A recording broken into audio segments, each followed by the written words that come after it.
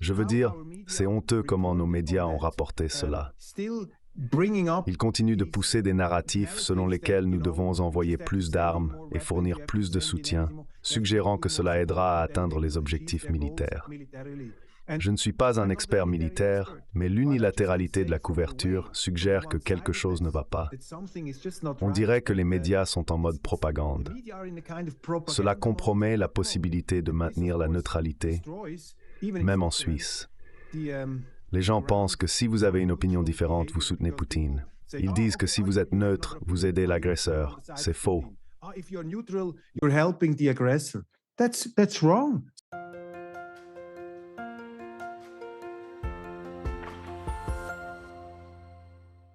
Hello everybody.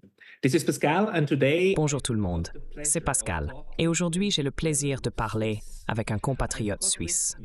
J'ai avec moi l'éditeur, éditeur et ancien membre du Parlement, Roger Coppel. Monsieur Coppel a travaillé de nombreuses années en tant que journaliste et à un jeune âge est devenu le rédacteur en chef de Die Welt, l'un des principaux journaux de l'Allemagne. Il est plus tard devenu le rédacteur en chef et propriétaire de la Weltwoche, un magazine hebdomadaire suisse qui se situe plutôt à l'extrémité conservatrice du spectre médiatique. Entre 2015 et 2023, M. Coppel a été membre du Parlement pour notre parti national conservateur, le Parti populaire suisse. M. Coppel, merci d'être en ligne aujourd'hui.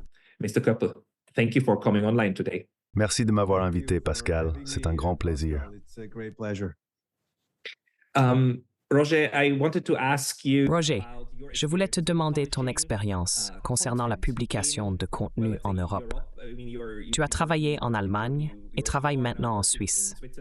Il y a quelques jours, j'ai parlé à un ancien rédacteur de nouvelles qui travaillait dans une station de télévision suisse et à un journaliste britannique.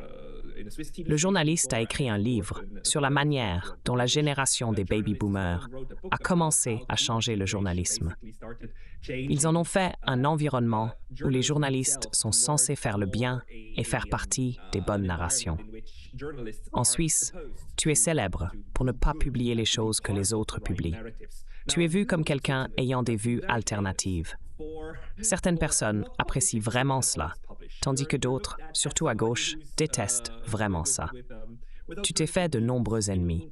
Penses-tu que publier en Europe est devenu plus difficile et plus idéologique au cours des 20 à 30 dernières années où tu as travaillé dans le journalisme?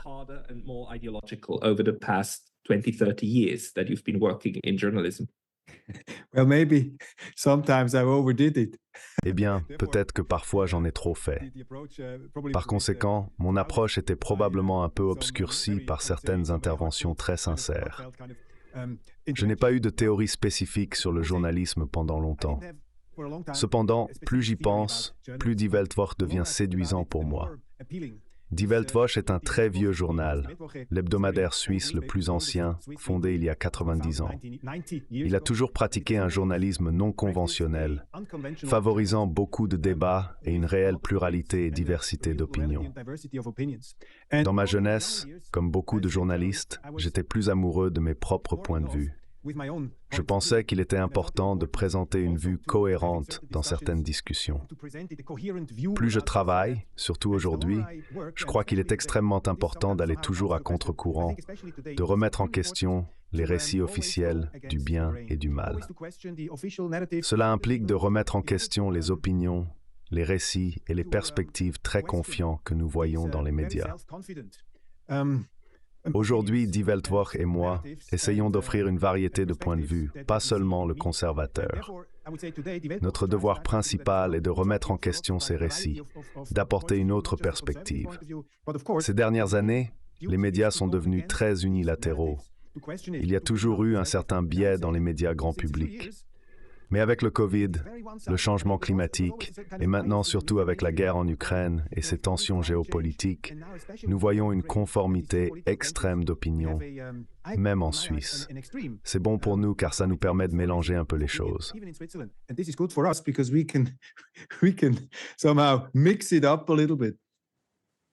Mélangez un peu les choses. Avez-vous déjà eu un moment où vous pensiez qu'il y avait des choses que vous vouliez publier ou dont vous vouliez parler, mais vous ne pouviez pas? Lorsque vous avez ces moments, comment gérez-vous cela? How do you deal with them? Of course, you have to always respect your readers. Bien sûr, vous devez toujours respecter vos lecteurs et penser à eux. Vous devriez également prendre en compte vos annonceurs. Il est important de se demander si vous menez sans soutien ou si vous êtes trop en avance sur votre public. Vous devez faire de votre mieux pour convaincre les gens. Il est crucial de se demander si vous argumentez à partir d'une perspective de conviction personnelle et essayez d'imposer un point de vue ou une enquête spécifique à vos lecteurs. Dans des situations polarisées, comme lorsqu'on discute de la Russie ou de la guerre à Gaza, où il y a beaucoup de tensions, vous devez considérer jusqu'où vous pouvez aller. J'ai toujours suivi une règle simple. Je publie tout ce que je pourrais défendre devant 1000 personnes qui sont fortement contre l'article, l'opinion ou le résultat de l'enquête. Je me demande si je pourrais expliquer nos actions à un groupe de 1000 personnes en colère et les convaincre.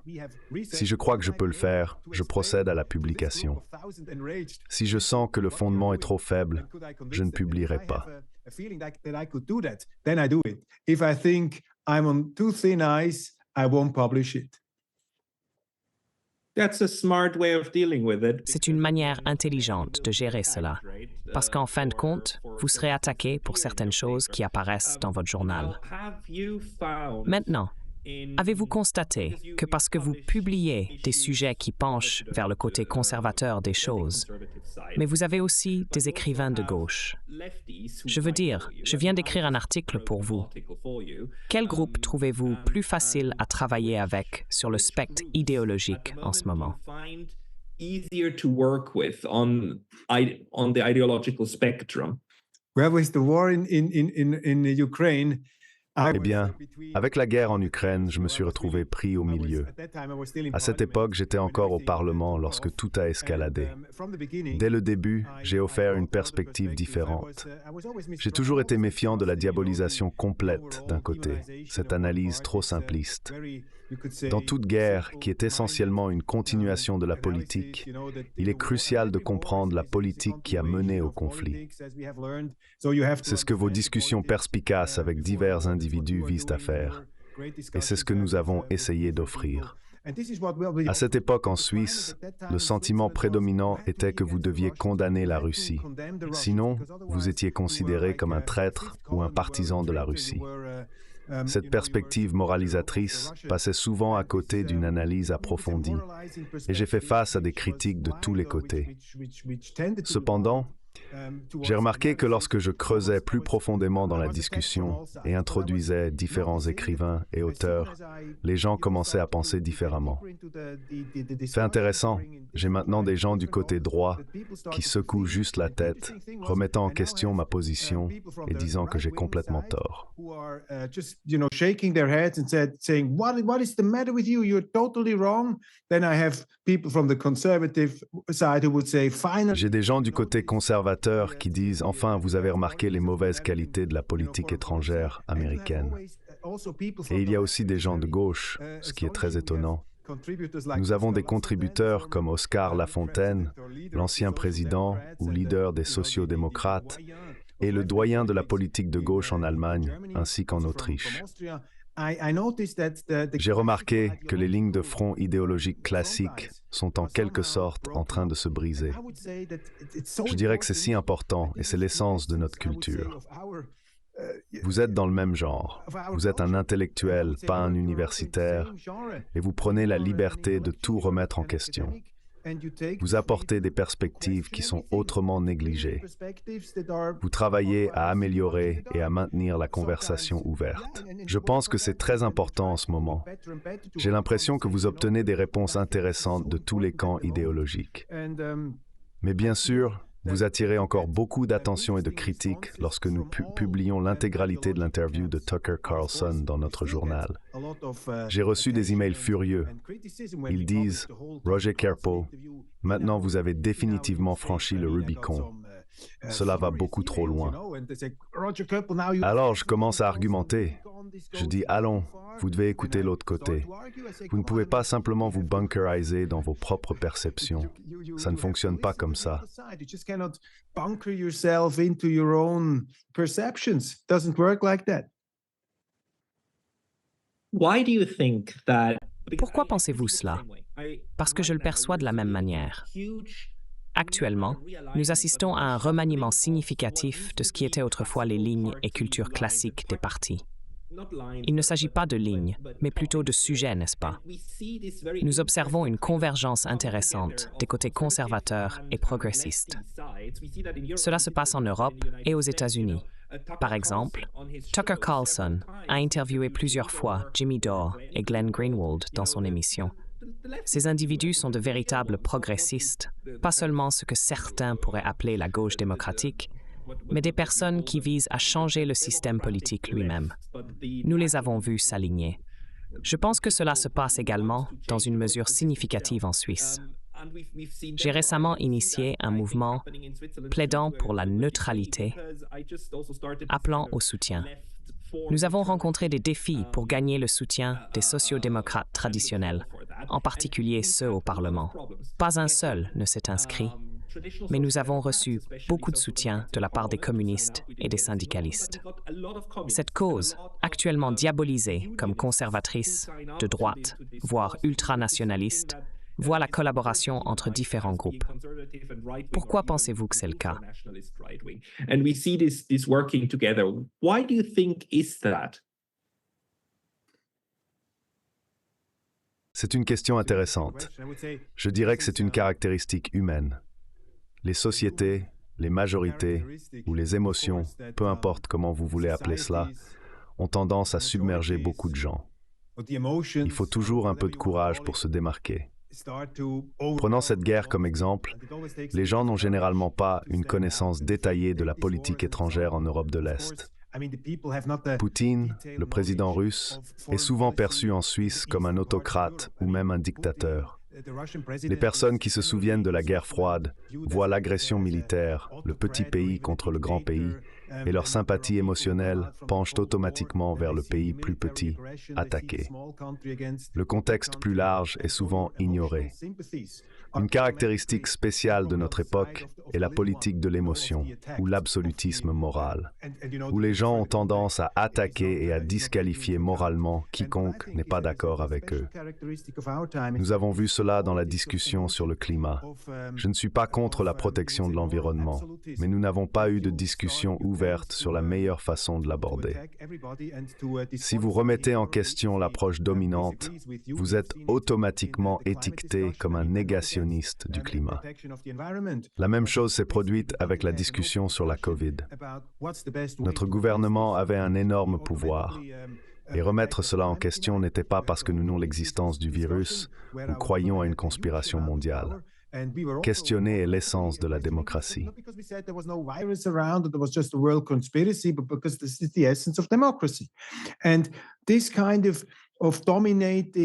Ce type de discours dominant était perpétué par le gouvernement, la plupart des médias et possiblement une majorité de personnes. Cela a créé une atmosphère qui a persisté jusqu'à ce que la discussion sur le Covid se termine. Puis la guerre en Ukraine a commencé et les émotions ont de nouveau commencé à dominer.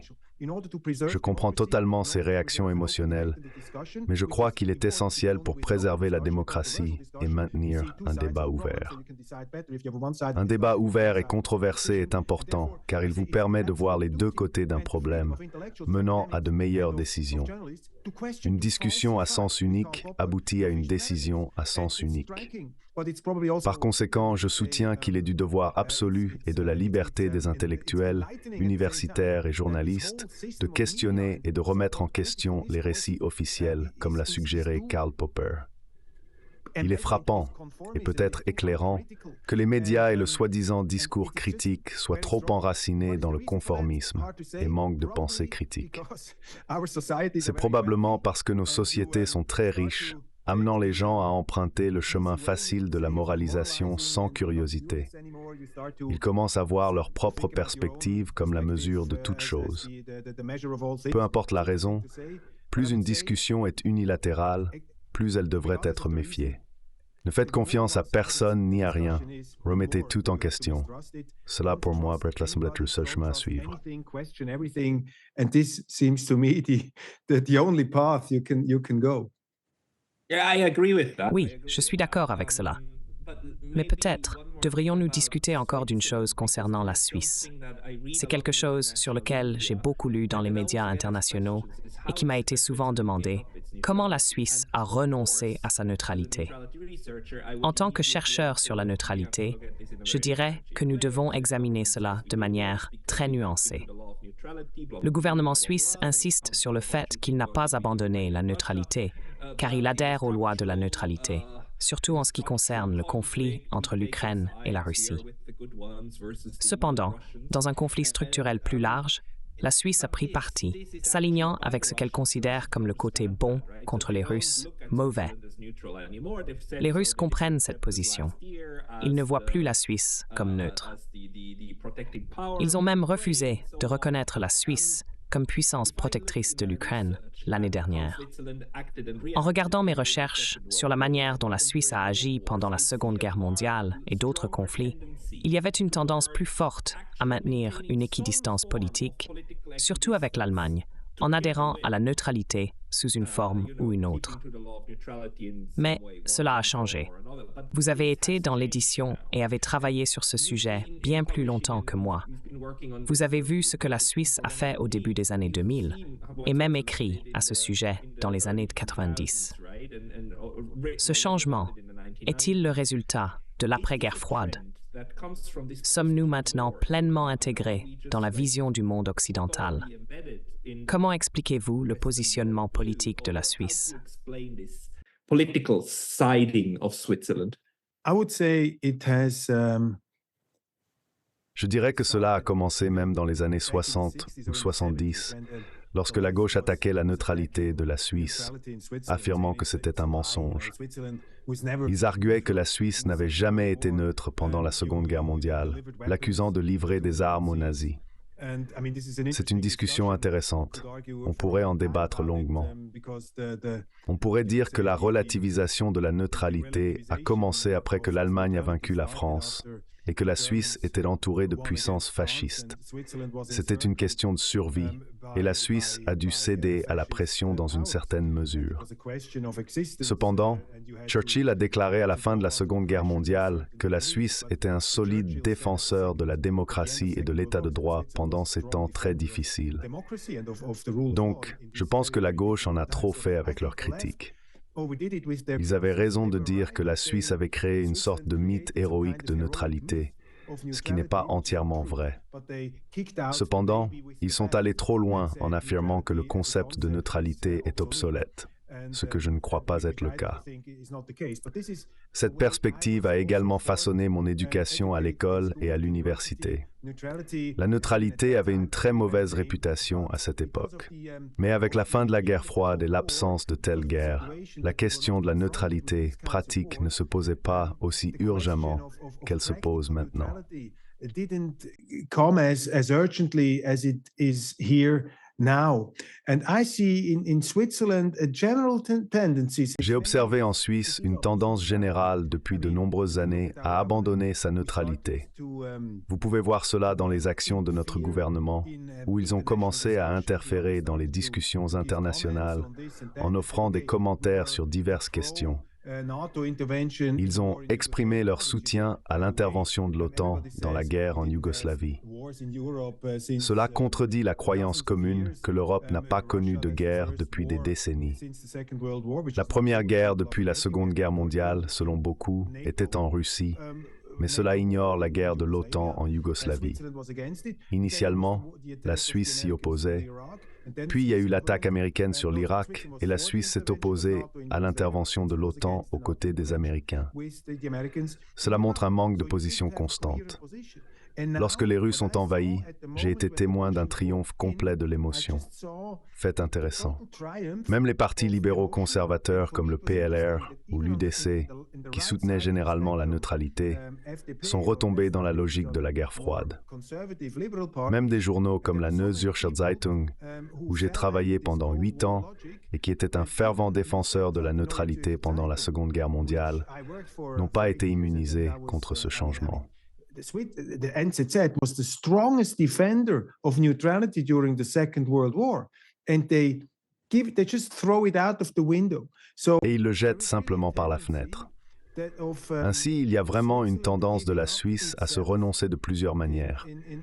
Cela est évident dans sa relation avec l'Union européenne, où nous essayons de nous intégrer encore plus, renonçant à la neutralité. La neutralité est une position très exigeante car elle implique de maintenir une distance à la fois avec les bons et les mauvais. Tout le monde veut vous avoir de son côté dans une guerre. Malgré ce que nos médias disent, affirmant que la neutralité est une position de profit ou de lâcheté, c'est tout le contraire. Il faut du courage et de la fermeté pour maintenir cette distance. J'espère que la neutralité reviendra. Je pense que c'est tellement important. Dans votre programme, lorsque j'ai regardé votre interview avec l'ancien ambassadeur, Jack Matlock, vous avez atteint un point dans la conversation où même l'ambassadeur américain a dû reconnaître la nécessité de trouver de nouveaux espaces de neutralité. En temps de guerre, un espace neutre est le seul espoir de paix. Sans un lieu neutre, un vaste champ sur la carte, où les adversaires peuvent-ils se rencontrer? Où les parties en guerre peuvent-elles commencer à se parler? Sans un pays neutre comme la Suisse, qui est neutre de manière permanente, seules les armes dominent. Et c'est quelque peu la situation que nous avons maintenant. Only the weapons rule, and this is a bit the situation we have now. Ouais, vous savez, il y a deux concepts que j'aime discuter. La logique de la guerre et la logique de la neutralité. La logique de la neutralité vise à désamorcer les tensions, car elle cherche naturellement à maintenir une distance avec les parties en conflit. D'autre part, la logique de la guerre cherche à éliminer ces zones neutres, car elles sont vues comme des obstacles. Il ne s'agit pas d'individus. Il s'agit de la manière dont les systèmes opèrent à travers des actions et des réactions. Ainsi, quand une guerre commence, les forces des deux côtés vont essayer de réduire l'influence des parties neutres, rendant leur rôle plus petit. Nous avons vu la neutralité diminuer au fil du temps. Cependant, les guerres mènent également à la création de nouveaux espaces neutres. Donc, je ne suis pas excessivement inquiet. Le vrai problème est que nous pourrions perdre l'expertise dans l'utilisation efficace de la neutralité. La neutralité peut être très puissante, mais elle peut aussi causer un préjudice significatif si mal utilisée. Par exemple, regardez comment la neutralité a d'abord été sapée, puis détruite, et finalement ignorée en Ukraine.